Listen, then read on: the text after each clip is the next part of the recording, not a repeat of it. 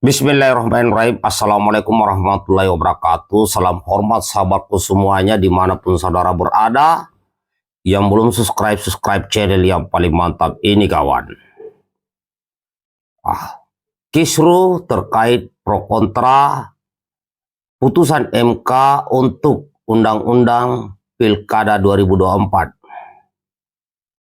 Telah dikeluarkan ya putusan MK untuk calon gubernur, calon bupati, calon wali kota ya untuk pilkada.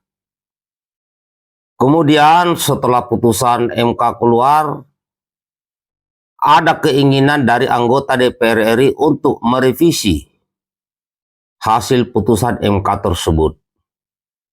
Kemudian terjadi gelombang demonstrasi di mana-mana, baik di daerah maupun di Jakarta, yang berlangsung lebih dari 1 hari. Kemudian muncul keputusan untuk tidak perlu ya merevisi Undang-Undang MK. Nah, apakah putusan MK itu? Di antaranya yang paling mencolok adalah memberikan ya kesempatan kepada partai politik untuk mengusung calonnya ya untuk maju pilkada dengan mempermudah syaratnya, yang tadinya adalah suara dari sebuah partai politik itu harus memenuhi kuota yaitu 20%. Tapi sekarang sudah diturunkan menjadi 7,5%. Kemudian ada yang bertanya-tanya, apakah putusan MK itu adalah untuk mempermudah ya Pak Anies maju menjadi gubernur Jakarta? Kalau saya mengatakan tidak. Karena putusan MK ini adalah untuk partai politik menurunkan syaratnya dari 20% menjadi 7,5%. Artinya dalam hal ini PDIP yang diuntungkan. Karena kursi di PDIP untuk Jakarta tidak sampai 20, hanya 15. Hanya 15. Nah, sekarang artinya PDIP bisa mengusung calon gubernur dan calon wakil gubernur di Jakarta. Kemudian muncul berbagai pendapat, statement bahwa Pak Anies akan didukung oleh PDIP. Nah, pertanyaannya, apakah PDIP akan mendukung Pak Anies? Ini masih pro dan kontra. Karena jika Pak Anies tidak didukung oleh partai politik, maka Pak Anies tidak bisa maju menjadi calon gubernur DKI Jakarta. Ya. Tidak ada. Tapi PDIP bisa mengusung. Bisa saja ada Pak Ahok dan sebagainya. Ada beberapa hal yang diminta partai.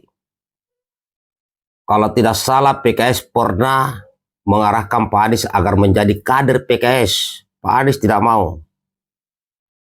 Ya, PDIP juga minta kalau mau diusung oleh PDIP jadilah kader PDIP, tapi belum ada jawaban.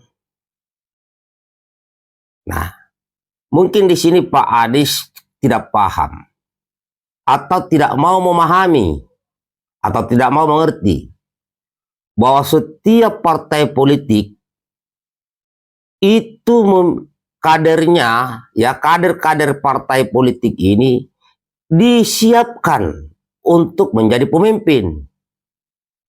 Baik itu menjadi presiden dan wakil presiden, baik itu jadi gubernur dan wakil gubernur, baik itu bupati, wakil bupati, baik itu wali kota maupun wakil wali kota, maupun DPR.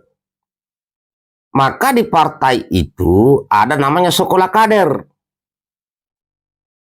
Jadi orang-orang yang masuk ke partai politik itu di kader diberikan pembekalan, pembelajaran terkait kepemimpinan. Karena memang disiapkan jadi pemimpin. Jadi artinya partai-partai politik ini tidak kekurangan calon pemimpin. Tidak kekurangan.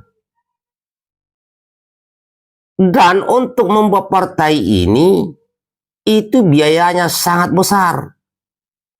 Terus tiba-tiba muncul orang yang bukan kader PDIP, ingin menjadi pejabat, ingin menjadi gubernur, ingin jadi bupati, tapi tidak mau jadi kader partai. Susah. Nah, saran saya kepada Pak Adis, jika memang memiliki ambisi untuk di jabatan-jabatan politik di yang masa yang akan datang, biar tidak ada masalah, maka buatlah partai politik. Buatlah partai politik.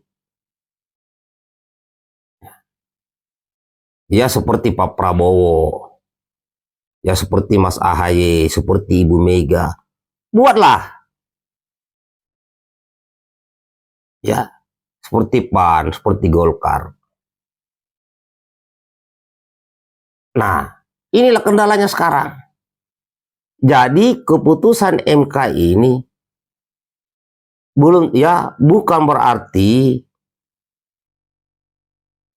Pak Anies bisa maju menjadi calon gubernur Jakarta. Tidak.